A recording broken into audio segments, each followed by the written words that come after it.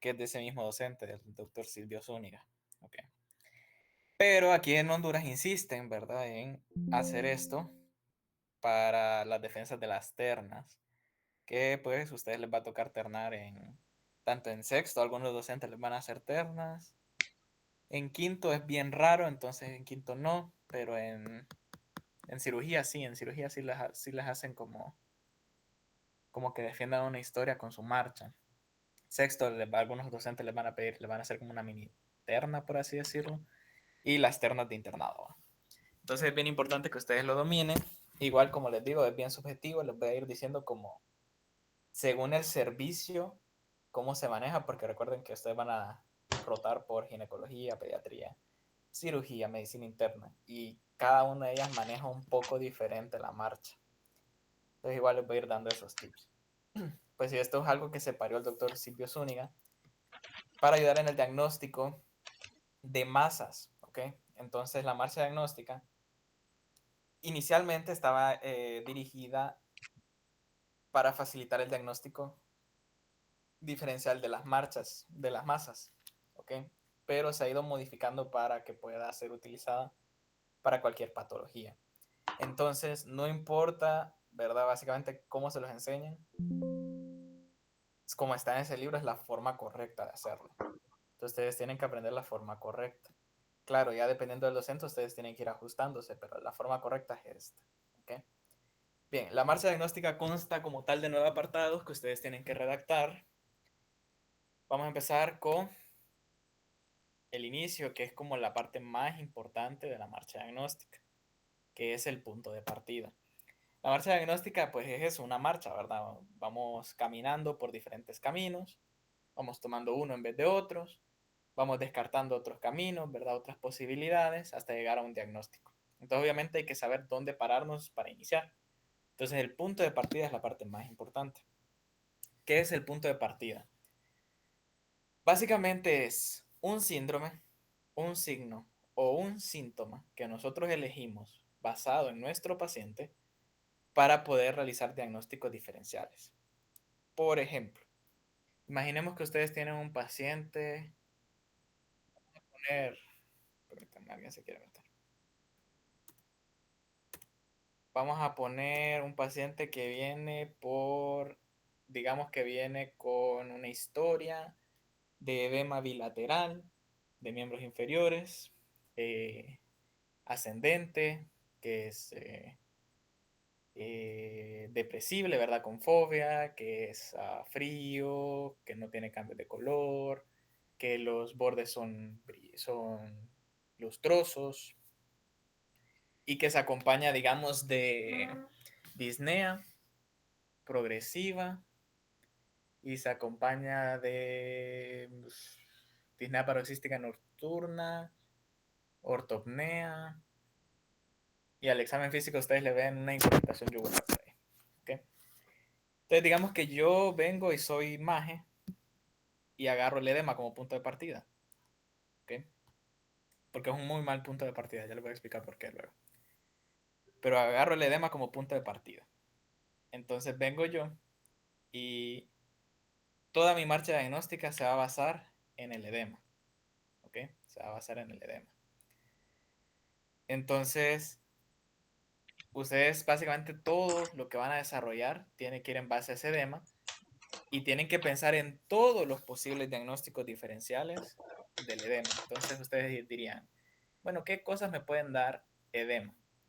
Hay causas cardiovasculares, hay causas renales, hay causas hepáticas, hay causas nutricionales, hay causas metabólicas, hay causas inflamatorias, hay causas infecciosas, hay quirúrgicas, etcétera, etcétera. Hay un montón de causas de edema.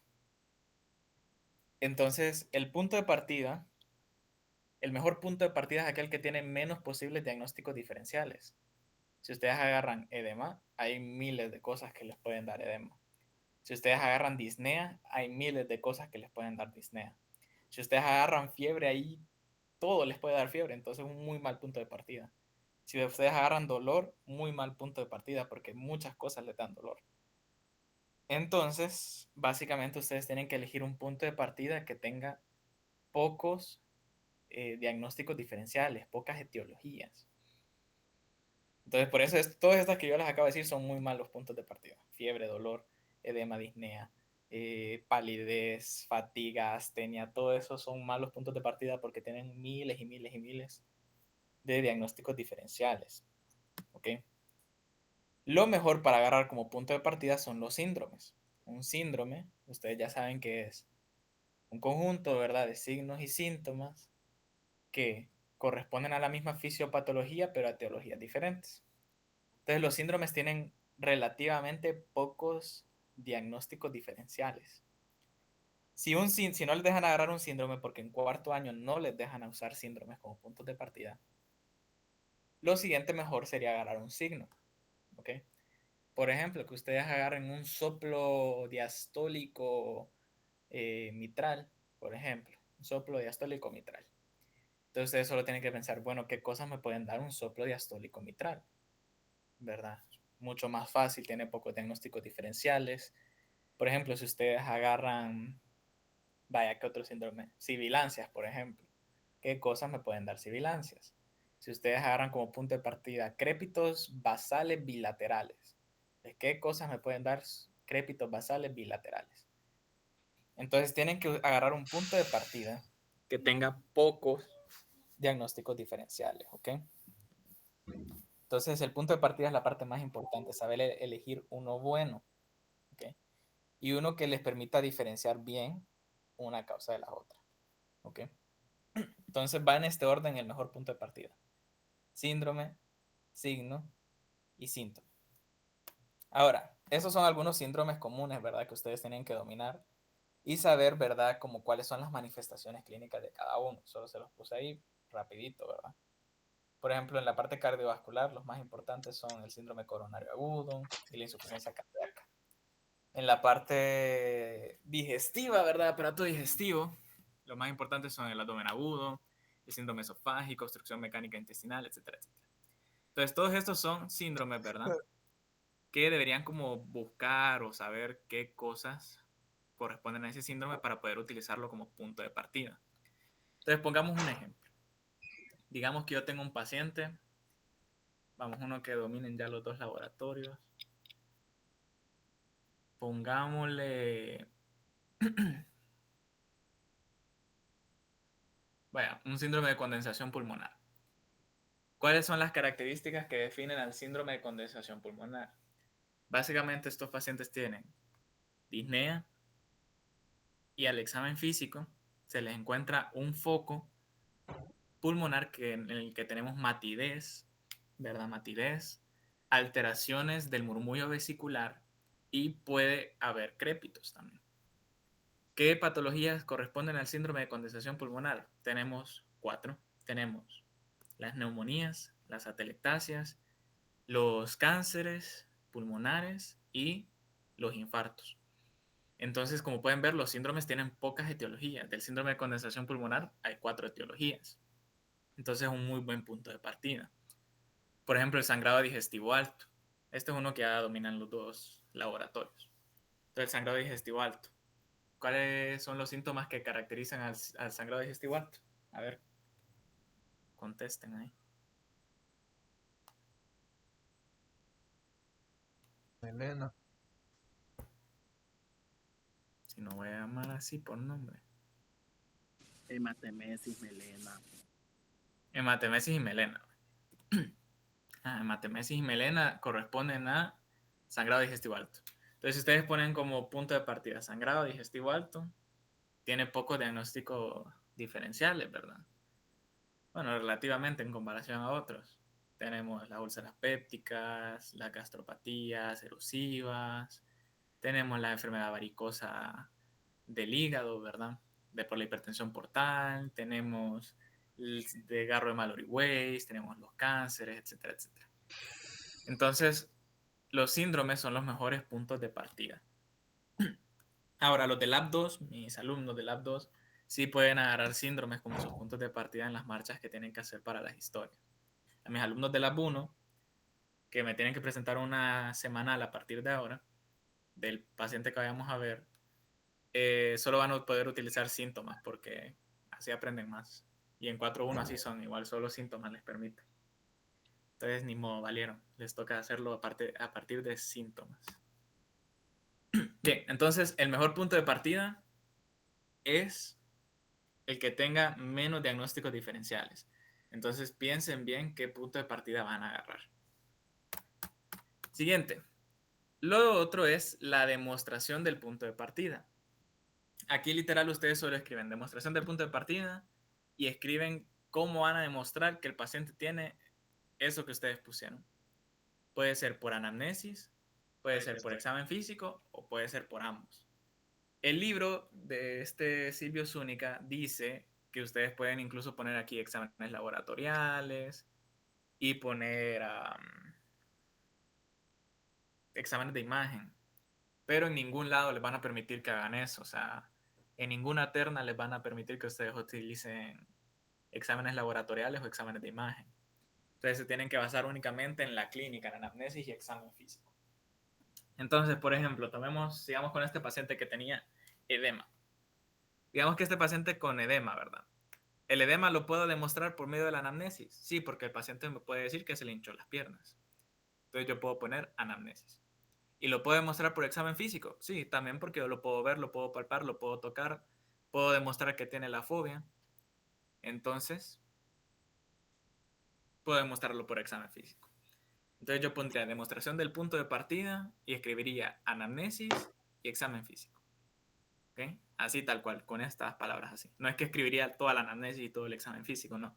Pongo anamnesis, examen físico. Por ejemplo, si tenemos un paciente, vaya, me pasó en una marcha ahorita, que yo tenía un paciente que lo único que podía utilizar era palidez porque era lo único que tenía el paciente. Entonces yo usé palidez como mi punto de partida, ¿va? Un muy mal punto de partida, por cierto. Pero en la demostración del punto de partida, yo solo podía poner anamnesis, porque cuando yo evalué al paciente, ya no estaba pálido. Entonces, por examen físico, yo no podía demostrar que el paciente tenía palidez, solo por la anamnesis, porque la paciente me decía que había estado pálida. Entonces ahí yo solo colocaba anamnesis. ¿Ok? Entonces aquí la demostración sería de cómo demostrarían ustedes que el paciente tiene el punto de partida. ¿Ok? Por ejemplo, si el punto de partida fuera fiebre, ¿puedo demostrarlo por anamnesis? Sí, porque el paciente te puede referir que estuvo febril, que tenía calentura. ¿Y lo puedo demostrar por examen físico? Sí, porque puedo ir y tomarle la temperatura, ¿verdad? Y ver que estuvo febril. Pero, por ejemplo, digamos, vaya, un paciente que viene con disuria, por ejemplo, que disuria sea el punto de partida. La disuria, recuerden que es dolor al miccionar, ¿va? Entonces, ¿la disuria se puede demostrar por anamnesis? Sí, pero ¿se puede demostrar por examen físico? No, no se puede. Entonces, si ustedes su punto de partida fuera disuria, entonces solo podrían colocar aquí anamnesis y no examen físico. Entonces, esto básicamente son cosas que ustedes con qué van a demostrar el punto de partida. Bien, entonces tienen que pensarlo bien. Igual, si fuera un signo su punto de partida, hay signos que solo se pueden demostrar por examen físico y no por anamnesis. Entonces solo pondrían examen físico. ¿Claros hasta ahorita, sí? ¿No?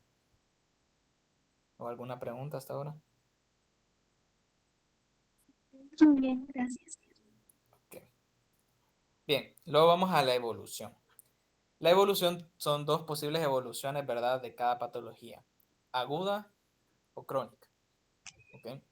En el libro de cirugía, este que les voy a mandar luego de Silvio Zúñiga, siempre se toma como punto de partida o como punto de corte para decidir si algo es agudo o si algo es crónico los 30 días. ¿Okay?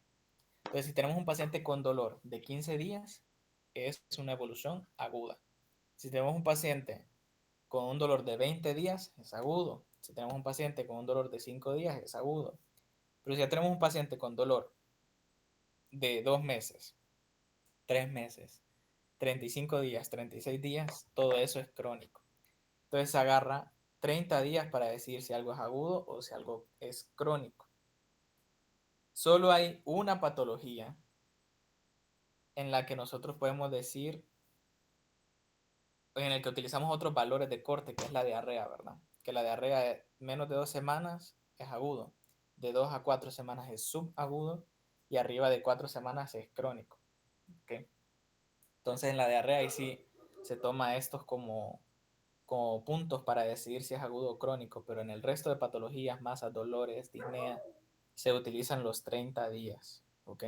30 días, más de 30 días crónico, menos de 30 días agudo. ¿Ok? Eso de evolución. Luego tenemos las características propias del punto de partida. Aquí básicamente describen todo lo que tiene que ver con el punto de partida. Si mi punto de partida fuera el edema de aquel paciente, entonces yo aquí empezaría a describir el edema. Empezaría con los datos de la anamnesis. Entonces diría, bueno, es un edema, ¿verdad? La paciente refiere que tiene tantos días de evolución, que fue progresando de tal forma, que empezó en tal lugar, ¿verdad? Y así iría describiendo como la anamnesis. Y después ahí mismo podría describir lo que encontré yo en el examen físico, ¿verdad? Siempre basándome en esto. ¿Okay? Aquí en las características del punto de partida solo puedo poner de lo que yo coloqué aquí. Si puse anamnesis y no puse examen físico, entonces solo cosas de la anamnesis puedo colocar acá. Si puse solo examen físico y no anamnesis, entonces solo cosas del examen físico puedo colocar aquí. Si puse ambos, entonces ahí sí puedo colocar cosas de ambos. Bien, entonces aquí se describe solo las cosas del punto de partida.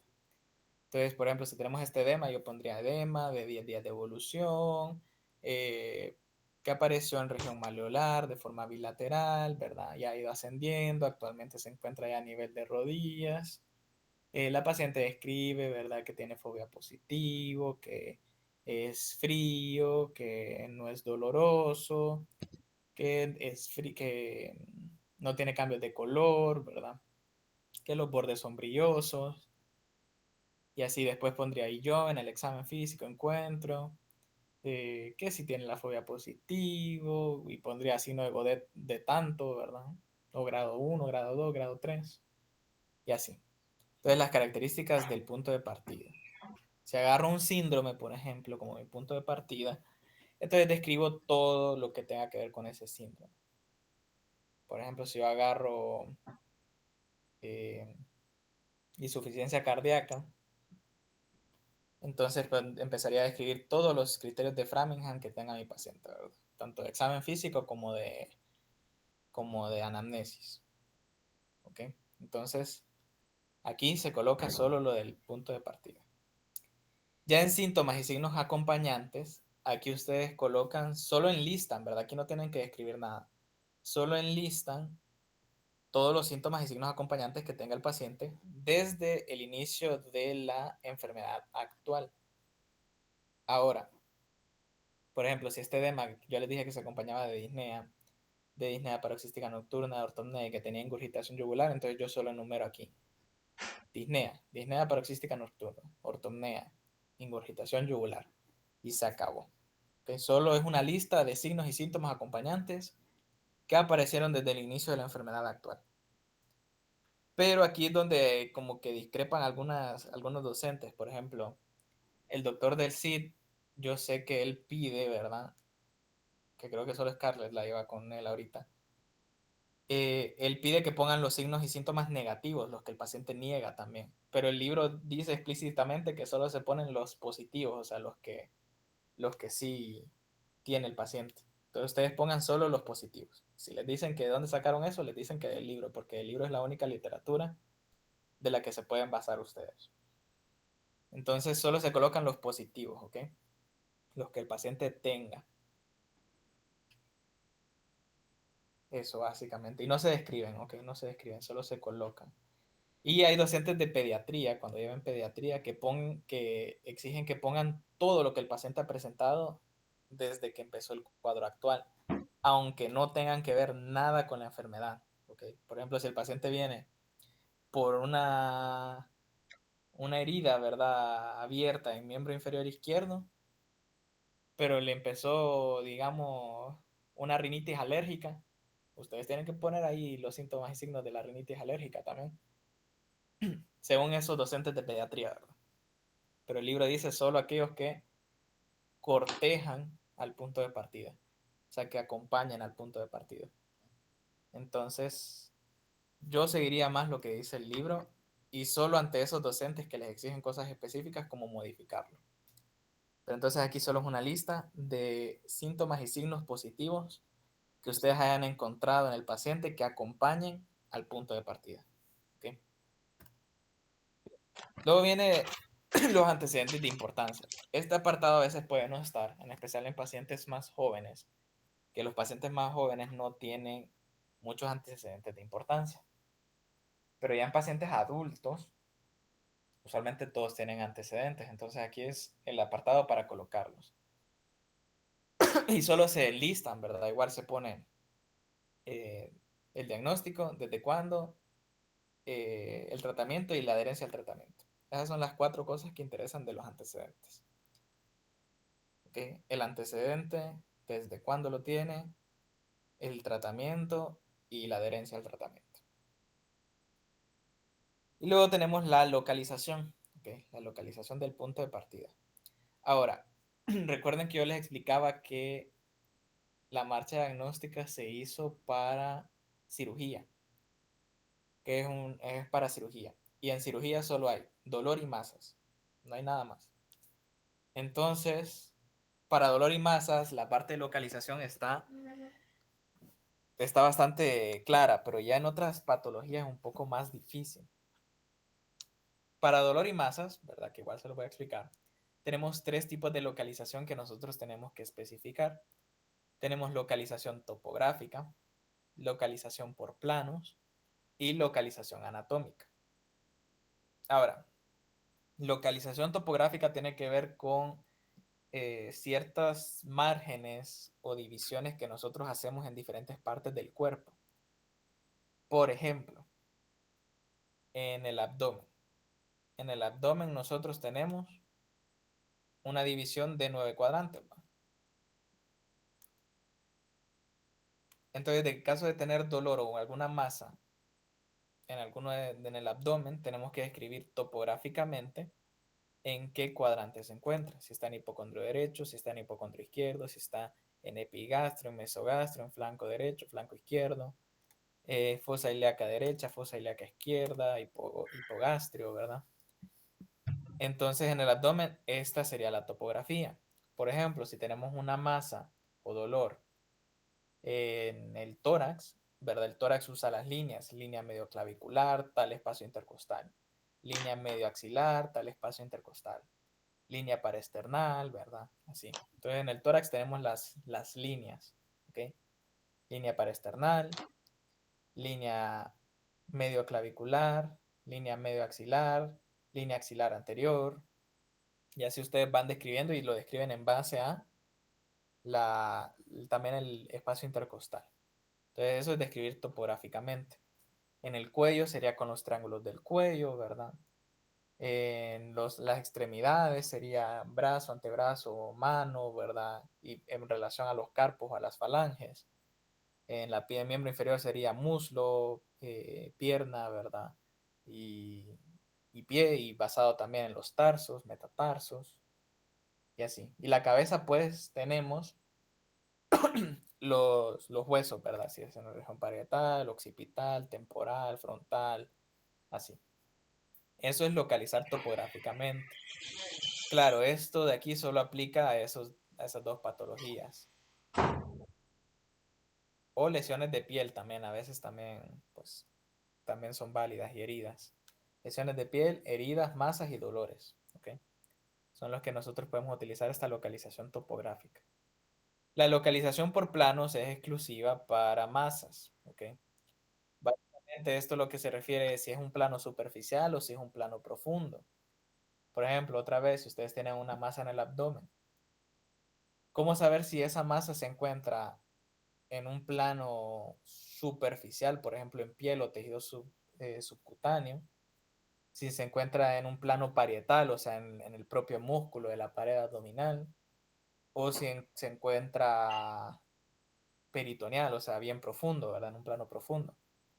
Básicamente, si ustedes tienen la masa, hacen que el paciente haga maniobras de esfuerzo, ¿verdad? Que contraigan los músculos del abdomen. Entonces ustedes tienen que ver si la masa sigue o no. Si la masa persiste, significa que está en un plano superficial. Si la masa desaparece cuando hacemos ese esfuerzo, esa fuerza en el abdomen, entonces significa que está en un plano profundo. Pero esta localización por plano solo es para masas, ¿okay? Para nada más, solo para masas. Y la localización anatómica se refiere al órgano afectado, ¿ok? Por ejemplo, si la patología que estamos hablando está en el corazón, si está en el pericardio, si está en el miocardio, si está en el endocardio, si está, digamos, en los pulmones, en los alvéolos, en los bronquios, si está en la pleura, en la parte del abdomen, si está en el estómago, si está en el duodeno, si está en el colon, si está en el recto, ¿ok? La localización anatómica sí es para todas las patologías. Esta sí tiene que ir para todas las patologías. Entonces, por ejemplo, si ustedes su punto de partida es una masa, ahí sí tendrán que utilizar todas estas localizaciones y describirlas bien. Localización topográfica, localización por planos y localización anatómica, las tres. Si su punto de partida es dolor, ¿ok? Sí tienen que poner topográfica y anatómica, por planos no. Si su punto de partida es algo neurológico, también topográfica y anatómica. Ya el resto de patologías o puntos de partida serían localización anatómica únicamente. ¿Ok? ¿En qué momentos nosotros no escribiríamos la localización? Solo que su punto de partida sea bien como específico y claro de dónde se encuentra el daño. Por ejemplo, si mi punto de partida es esplenomegalia, yo no tengo que venir y poner que la localización es el vaso, porque ya el punto de partida lo está diciendo. Si mi punto de partida es hepatomegalia, igual, ¿verdad? Me está diciendo que es el hígado, no tengo que venir a escribirlo. Ya en el resto de puntos de partida sí es necesario colocar la localización anatómica. ¿Ok? Pero otra vez, si su punto de partida es una masa, sí tienen que colocar las tres. Si su punto de partida es dolor o algo neurológico, tienen que poner topográfica y anatómica. Y para el resto de patologías, tienen que poner la localización anatómica. Ahora, ¿qué ocurre con, con algunas patologías, algunos puntos de partida que no son tan específicos? Por ejemplo, ¿qué pasa si yo vengo y pongo de punto de partida? Vamos a ver. Vaya, pongamos el mismo edema. Cuando yo pongo de localización anatómica, yo no voy a poner tejido subcutáneo, ¿verdad? O intersticio, porque se sabe que ahí es donde está el edema. Yo tengo que poner en localización anatómica el órgano que me está causando este edema. Entonces, aquí usualmente pondríamos como lo que nosotros lo que estamos haciendo es demostrar dónde se encuentra, ¿verdad? El punto de partida. Se coloca todas las posibilidades. Entonces, por ejemplo, si mi punto de partida es edema, aquí en localización anatómica yo tengo que poner sistema cardiovascular, bueno, sistema urinario, ¿verdad? O sistema renal, hígado, ¿ok? Y así, metabólico. Entonces se ponen las localizaciones. Por ejemplo, si es disnea, ¿verdad? Mi punto de partida, entonces yo igual lo mismo. Cardiovascular, sistema cardiovascular, sistema respiratorio, hematológico, metabólico, sistema endocrino, por ejemplo. Así. Entonces se ponen las posibilidades. No sé si van captando hasta ahorita. O los he perdido. Yes. Sí, ok. Está bien. Vale, pues. Luego viene la parte más difícil, que es el apartado de etiología. ¿Por qué es el más difícil? Porque aquí es como tal que ustedes defienden su marcha diagnóstica. Aquí en etiología tienen que poner absolutamente todas las posibles causas de su punto de partida. Otra vez, si mi causa es edema, tengo que poner todas las posibles causas de un edema. Si mi punto de partida es disnea, todas las posibles causas de disnea. Si mi punto de partida es el soplo diastólico, todas las posibles causas de un soplo diastólico en el foco mitral. Y si mi punto de partida es un síndrome, todas las posibles etiologías de ese síndrome. Por eso es que, bueno, lo ideal es elegir un punto de partida con pocos diagnósticos diferenciales para que esta parte, que es la parte más difícil, más larga, no sea tan difícil y no sea tan larga. ¿Okay? Entonces, vamos a agarrar un ejemplo fácil. No, sigamos con el edema. Vaya. Entonces yo pongo aquí, edema, sistema cardiovascular, que es el que yo pienso que es el más afectado porque es un edema bilateral, ¿verdad? Miembros inferiores, etcétera. Entonces pongo yo las posibles patologías cardiovasculares que me pueden causar un edema. ¿Okay? ¿Y qué cosas me pueden causar un edema? Un montón de cosas cardiovasculares. Los infartos, las valvulopatías, algunas arritmias, las miocardiopatías, algunas endocarditis, los derrames pericárdicos, las pericarditis restrictivas, el cor pulmonale, etcétera, etcétera. Entonces yo pondría todas esas patologías acá. Después, sistema respiratorio.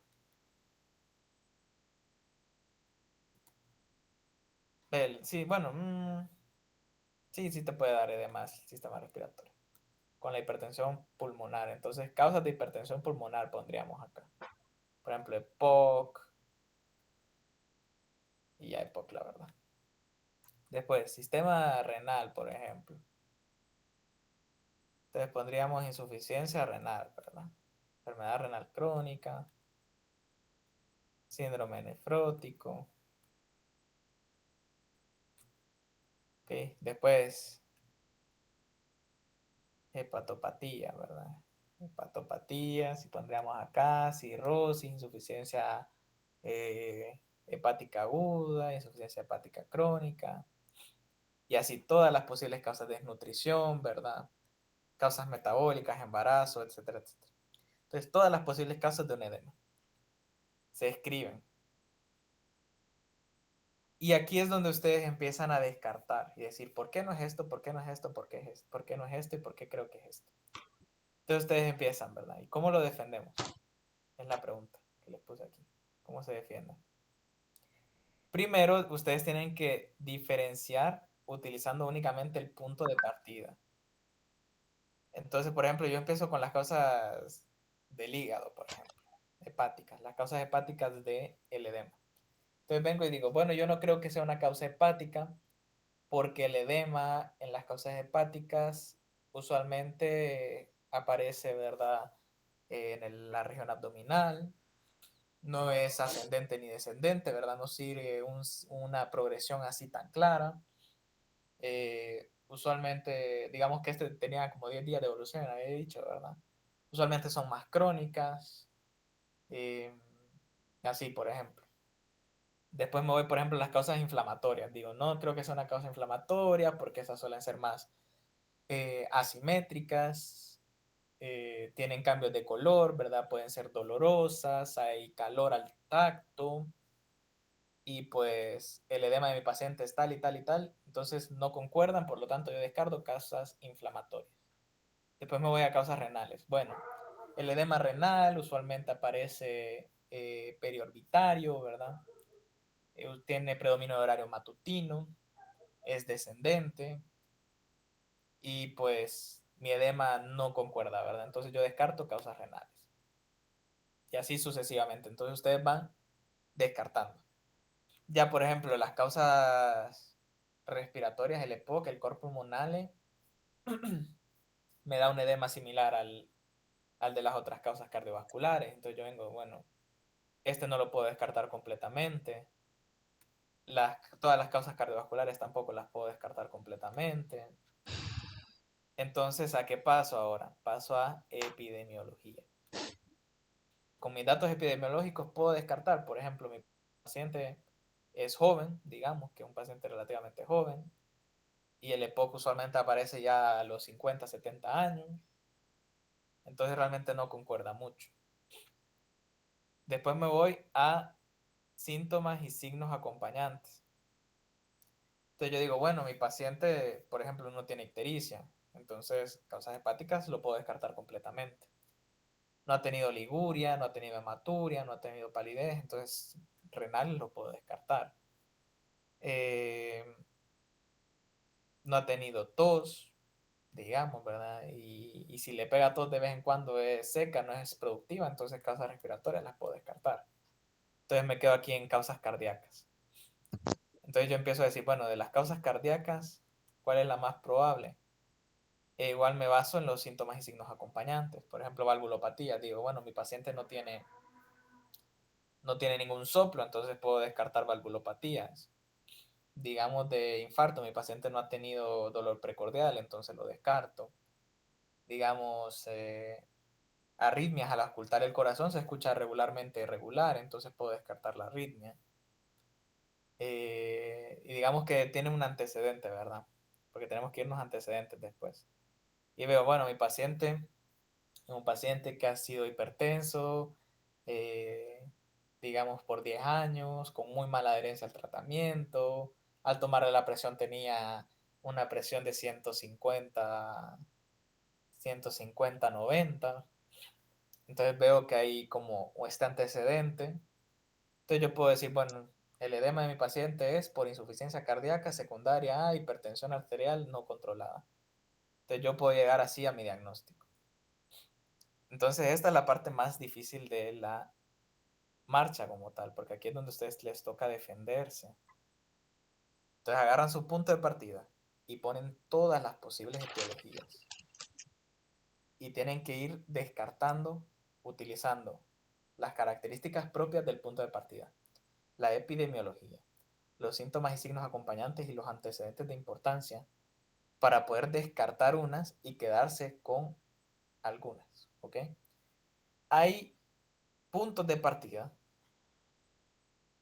o pacientes que de verdad es que no tienen nada. O sea, ustedes lo evalúan y están tranquilos y solo llegaron porque pues tenían un síntoma y ya se acabó. Entonces, en esos casos, ustedes no pueden descartar bien todas las causas. Entonces, ustedes lo que dicen es, bueno, digamos que no pude descartar bien 3 posibles etiologías, entonces ustedes simplemente escriben las 3 y dicen, bueno, el paciente tiene esto y esas son las posibles causas.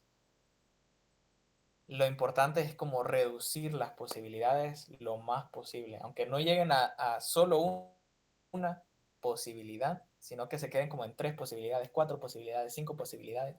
Lo importante es en su defensa ir descartando la mayor cantidad posible. Porque ya si se quedan con 3 es mucho más fácil mandar a hacer exámenes para 3 posibles patologías que para 100, ¿verdad? Entonces ese es el propósito de este apartado, defender como tal su marcha. Decir es esto o estas son las posibilidades. No sé si eso les quedó claro.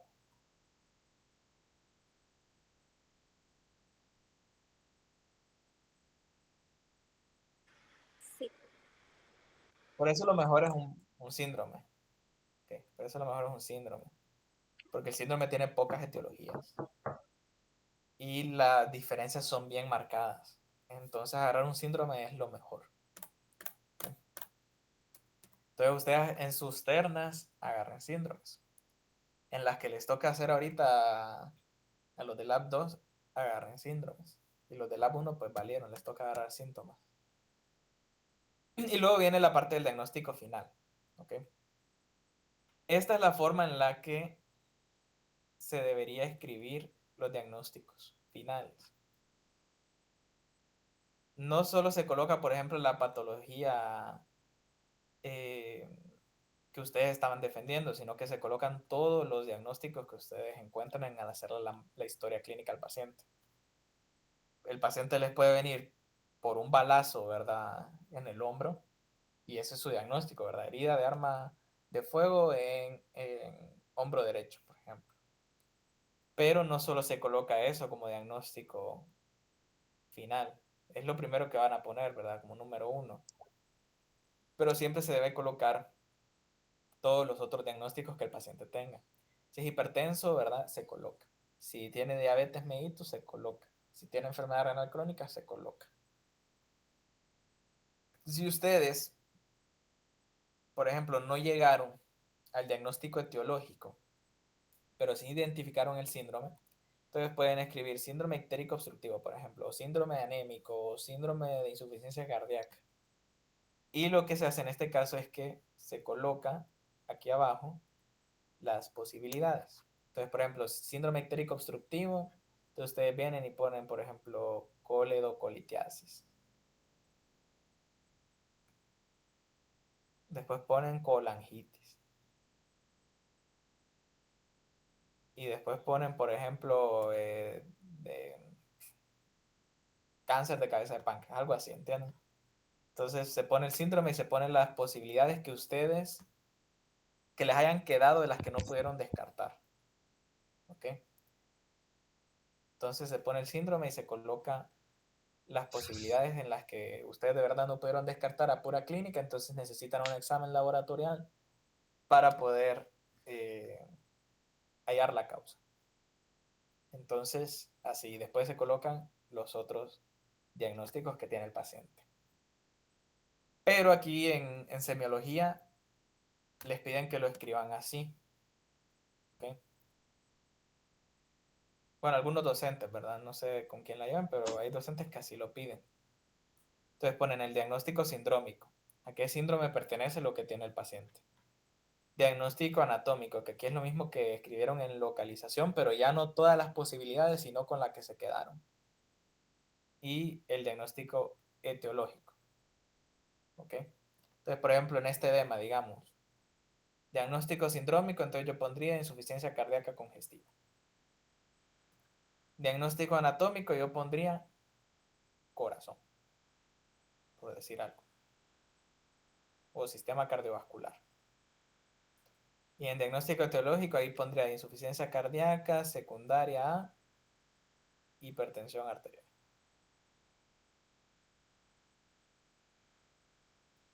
¿Ok? O cardiopatía hipertensiva también se puede poner, etcétera, etcétera. Entonces en semiología sí les piden que lo escriban usualmente. Diagnóstico sindrómico, diagnóstico anatómico y diagnóstico etiológico. Pero esta es la forma correcta de escribirlo. ¿Okay? Bien. Eso es básicamente la marcha diagnóstica, o sea, no es algo del otro mundo. Lo más importante es elegir un punto de partida que no les quiebre la cabeza. El mejor punto de partida que ustedes pueden agarrar es algo que sea patognomónico de la enfermedad, o sea, que sea únicamente en esa enfermedad y ya se acabó. El problema es que es bien raro eso. Es bien poco que hayan síntomas y signos patognomónicos. Ajá, ¿quién levantó la mano? Hola, yo, una pregunta. Hay Bien. algunas personas que piden como que pongas exámenes complementarios, pero cuando dicen eso es como, ¿qué le mandarías a hacer o qué dicen los exámenes complementarios que te orientan a la etiología? Me preguntas por Miriam, eso. Sí. Ok, en el caso de Miriam, Miriam quiere que le pongas los que le mandarías a hacer. Igual la doctora Arita lo pide. Ah, bueno. No sé quién habló ahí, si alguien que la lleva con ella o alguien que la llevó. No, alguien, la que la llevé con ella. Ah, bueno. Entonces, ahí ponen los exámenes que le mandarían a hacer. O le preguntan a ustedes, ¿verdad? ¿Qué es lo que quiere? ¿Los que tiene o lo que le mandaría a hacer? Pero usualmente eso no va. O sea, si te lo preguntan en la terna, tipo, ajá, ¿y qué exámenes le mandaría a hacer? Entonces vos le decís qué exámenes le mandarías a hacer. Pero como tal no es parte de la marcha diagnóstica. o de la redacción, vaya. Okay, thank you. Vale. No sé si tienen alguna otra pregunta, alguna duda, algo que no haya quedado claro, que quieran que repita, yo no tengo problema.